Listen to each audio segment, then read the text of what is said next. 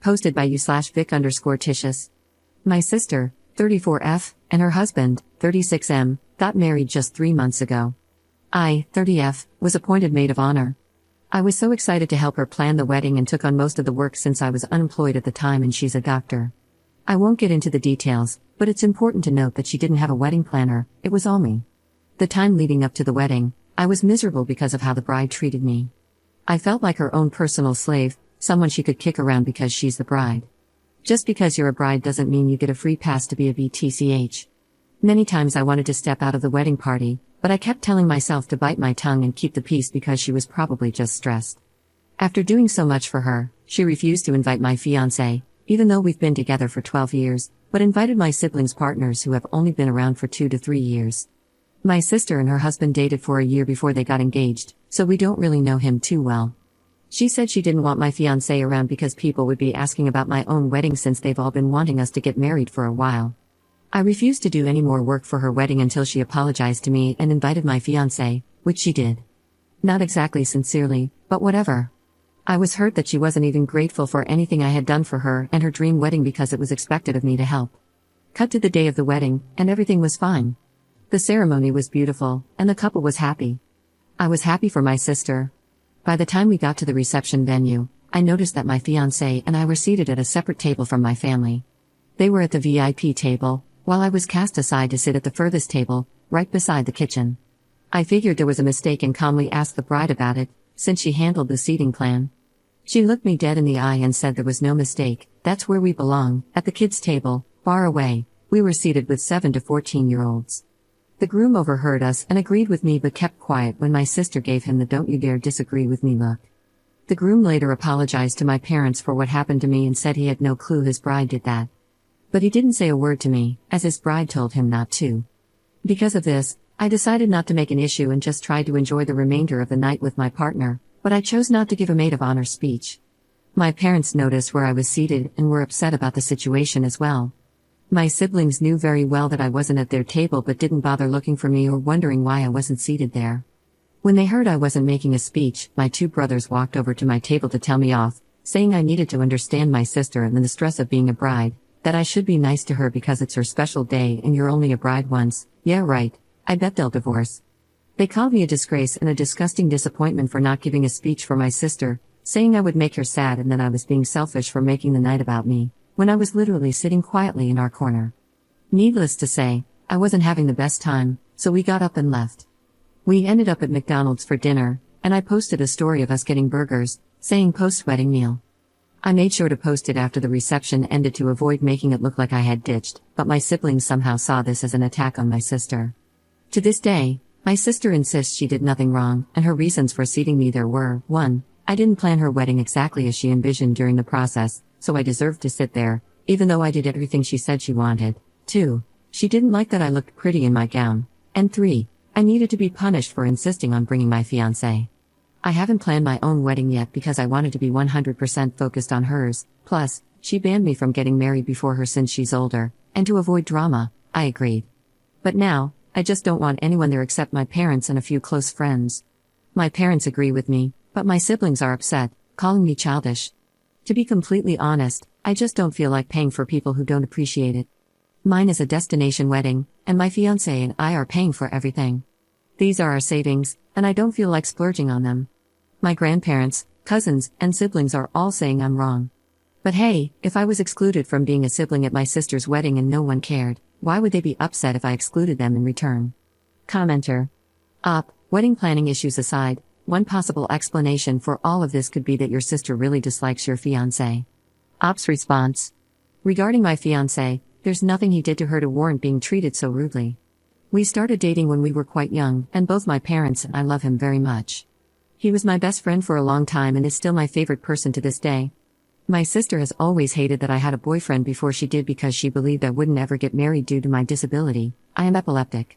Her husband was her first boyfriend and she married him right away because she wants babies ASAP, since she's already 34 and her goal was to be married before 30. In fact, she started planning and booking vendors even before he actually proposed to her. So basically, she's pretty insane. Her actions are always driven by jealousy and the idea that I shouldn't have things if she hasn't had them first because she's the eldest, whether it's a boyfriend, engagement, wedding, kids, etc. That's why she said I couldn't get married before her, because it was already a slap in her face that I got engaged younger than her. Basically, she doesn't hate him, she hates me. Update 1 month later. Hi again, I'll address a few things before giving a quick update.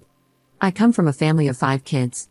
I didn't mention this before because I didn't think it was that relevant, but I actually have 2 sisters, 34 and 32, and 2 brothers, 26 and 22. A little more about my sisters: they're the best of friends, the picture-perfect model of sisterly love. Meanwhile, I'm the middle child with 2 younger brothers. So why did I agree to be maid of honor? Well, because I thought it would bring us closer. In my mind, I believe this was her trying to be more of a sister to me. You always hear stories about that sisterly bond around weddings, and I tried to nurture that because it's what they already had. My brothers also share that sibling bond with each other. Any chance I had to connect with my sisters, I jumped at the opportunity. It's more about me feeling left out than being a doormat. I was a very sickly child, so I spent most of my time with just my parents growing up, while my siblings were out meeting friends, etc. This is what my siblings apparently envied. They aren't close to my parents. The bride had both of us as maid of honors because she couldn't choose just one.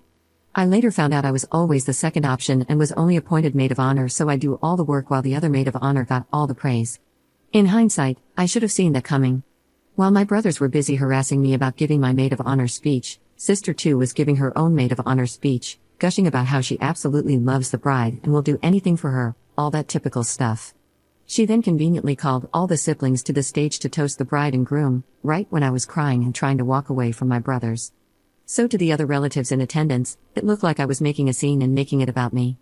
No, it's not the first time she hurt me.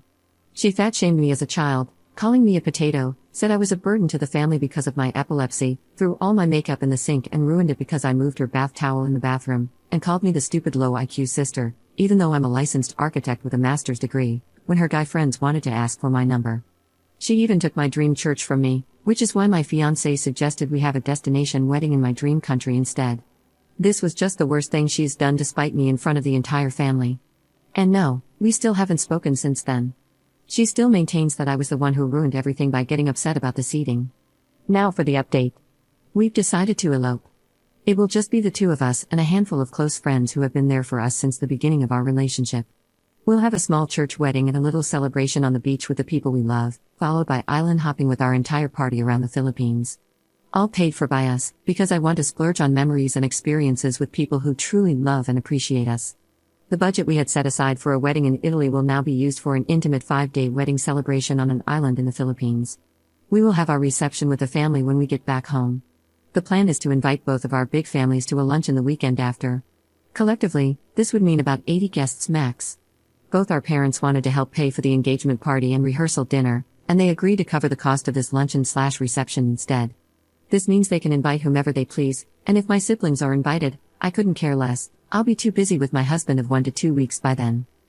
At this event, we'll still have special moments like the father-daughter dance and cake cutting.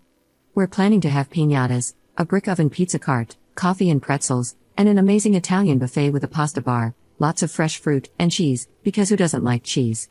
As for the seating plan, ever watched Mamma Mia 1? Yep, think of that, a long, winding table where my siblings can be as far away from me as possible, and as close to the service area as possible, without it being obvious. They'll have their own siblings table. My fiancé and I will be in the center, with his 2 brothers and our parents next to us, while my wonderful siblings will be at the end of the table, near the restrooms, where they belong. I honestly don't care if they're invited to this lunch because I've got nothing left for them, not even anger. I'm just so done with them that I'd feel more for a stranger on the street than I do for these people. It's indifference. They've hurt me so many times that I'm numb to their existence. And no bridezilla allowed. My sister expects to be my maid of honor in return, but that's definitely not going to happen since my siblings won't be present at the ceremony. I don't need her around, and I don't want her around. Yes, she'll likely be invited to the reception out of courtesy, but I'll make sure she's set aside just like I was. How, you might ask? Well, we recently found out she's pregnant, and I'm planning my wedding around her due date. Luckily, she's due around June, which is the month we really wanted anyway. So, if she decides to attend with a newborn and her husband, she'll be at the kiddie table and told to step out when the baby starts to cry. In the end, our wedding day is for us. Eloping is the only way I feel like we can truly sit and enjoy our special day together, away from all my siblings and family issues. Then, when we get back, we'll have a get-together lunch with some good food and fun. That's really all it is to me, a lunch. Luckily, my fiancé's family isn't as insane as mine. So there you have it. Thank you all for your messages, comments, and insights. I really was going a bit loco back then, thinking I was overreacting, but thank you so much for the clarity. Cheers to the end of this emotionally draining year. Second update 9 months later. I know a number of you have been waiting, and I swear this is the soonest I could post. I promise I'll explain. I'll start with the wedding. I absolutely enjoyed wedding planning with my husband, yay. If you ever decide to get married, do a small wedding, you'll live longer, I swear. We told our friends and families that we were pushing back the wedding and wanted to do a destination bachelor/bachelorette trip first. They had no idea we were actually getting married on this trip. We arrived in Boracay 3 days before everyone else for some time to ourselves. When our friends arrived, we did all the fun island activities. The night before our wedding, we asked everyone to be up at 7 for breakfast and to dress up in tropical beach outfits for cute pics. We had told them to pack this beforehand. Once everyone was gathered, my husband announced that we were getting married at 4 p.m. and that this was actually an elopement. The excitement from all our friends will forever be a core memory. It's the best feeling to have people genuinely happy for you. The girls did each other's hair and makeup, cried, and hugged a lot, while the boys had fun drinking and playing football. We used our phones and an old digital camera, passing it around, and that was it for our event photos. Surprises have been our thing since we began dating, and it was so sweet that we both thought to do the same for our wedding. I love flowers, but I didn't want to go through the hassle of finding a supplier there. We had someone help with the necessary arrangements, but that was it. I figured I'd just get flowers for the luncheon later. Well, my husband had other plans. He secretly spoke to the hotel to surprise me, knowing exactly which flowers I love. He created the prettiest bouquet ever and had the church filled with them. I completely ruined my makeup from ugly crying when I walked in. For my husband, who is extremely close to his brothers, I made sure to fly them out as a surprise.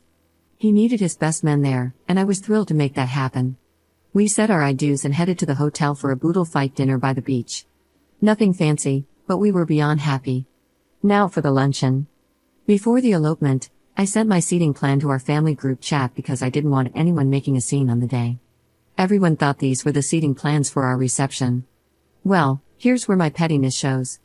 Our head table consisted of us, our parents, and my husband's brothers. All my siblings were seated at both ends of the long table.